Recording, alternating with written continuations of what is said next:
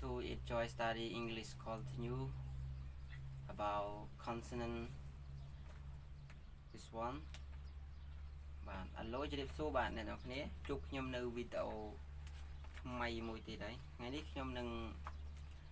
បង្ហាញបងប្អូនពីជញ្ជាក់ក្នុងភាសាអង់គ្លេសបន្តទៀតនេះគឺជាវគ្គទី4ហើយដែលយើងនឹងឈានដល់បញ្ចប់នៅវីដេអូនៃការរៀនពីជញ្ជាក់ហ្នឹងទៅហើយតិចទៀតយើងនឹងញែកវិញជញ្ជាក់ហ្នឹងតើជញ្ជាក់នៅក្នុងភាសាជញ្ជាក់ក្នុងភាសាអង់គ្លេសហ្នឹងមានស្រៈប្រមាណហើយនឹងជញ្ជាក់នៅ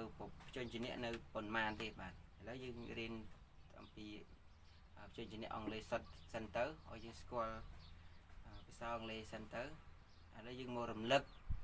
មេរៀនយើងសាថ្មីគឺមាន A B Z D E F G H I J K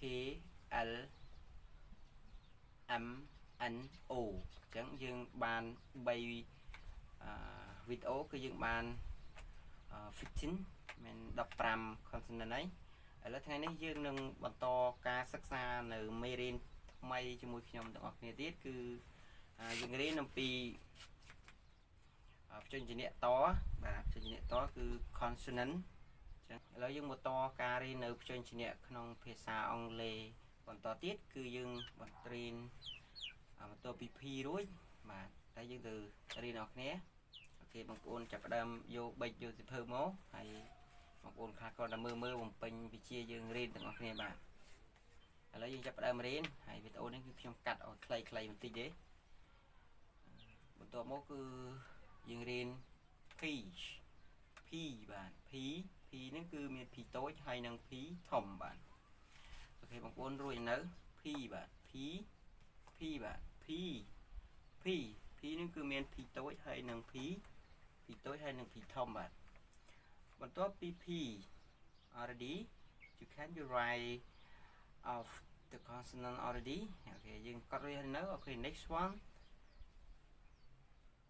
Q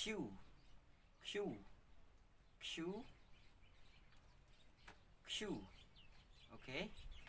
Q បាទ Q already បន្ទាប់ពី Q ហើយគឺយើង R បាទ R អូខេ already រួចនៅបន្ទាប់ពី R រួចហើយគឺយើងបន្តទៀតគឺ H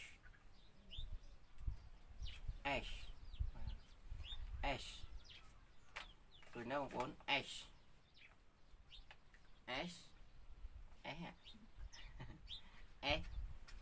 បន្ទាប់ពី S រួចហើយគឺ T បាទ T បាទ S រួចហើយគឺ T អូខេអញ្ចឹង finish យើងបញ្ចប់ត្រឹមនឹងសិនគឺយើងទាំងអស់យើងបាន20ហើយ20ចុចជានេះហើយគឺ S Q R sorry P Q R S T ទាំង5 consonant អញ្ចឹងយើងបាន20ទាំងអស់អូខេយើងរំលឹកយើងរៀនសារដើមឡើងវិញឬក៏យើងរំលឹកការអានបន្តិចមកដើម្បីឲ្យវាស្និទ្ធមាត់ P Q R S T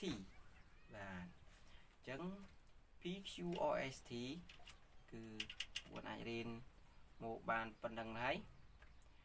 អូខេយើងរំលឹកភាសាដើមមកវិញពីជញ្ជាក់ចាប់ពីអក្សរ A មកវិញគឺ A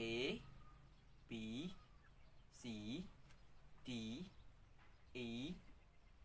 F G H I J K L M N O P Q R S T យ៉ាងបាន20 Okay, let's start again and again. Read. Let's start again and again. Read all together and it fits me okay យើងអានជាមួយខ្ញុំទាំងអស់គ្នា read again A B C D E F G H I J K L M N O P Q R S T okay already okay let all you understand okay សង្ឃឹមថាអ្នកទាំងអស់គ្នានឹងយល់ព្រោះតែការរៀននៅតាមនេះគឺយើងរៀនកាត់បានអត់មានអីទេសង្ឃឹមថាបងប្អូននឹងរៀនសរសេរបណ្ដាលដែលខ្ញុំបានចេញជាវីដេអូដូចប្រាប់យើងអូខេសង្ឃឹមថាបងប្អូននឹងយល់ហើយមុននឹងបញ្ចប់វីដេអូសូមបងប្អូនជួយទៅ follow page រៀន learning ហើយទៅ subscribe YouTube channel របស់ខ្ញុំមួយដែល